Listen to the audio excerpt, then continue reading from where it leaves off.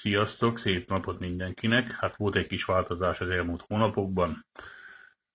A legfőbb változás az, hogy megváltam a vitorlás akváriumtól.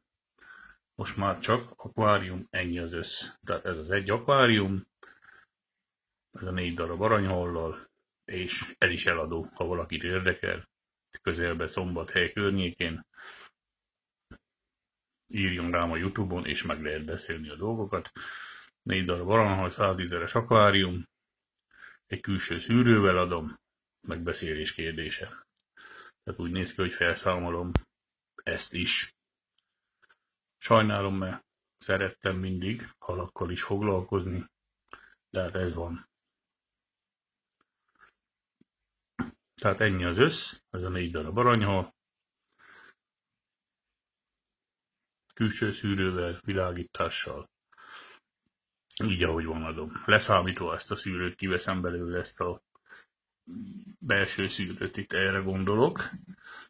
De ugye ezt a külső szűrőt, ezt itt adom vele. De hát, ha valakit nagyon érdekel, akkor adom a belső szűrőt is. Mindez megbeszélés kérdése. Megbeszéljük, meg tudunk egyezni.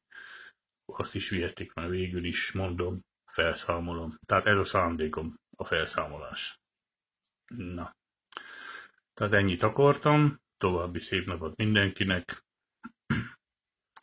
Sziasztok!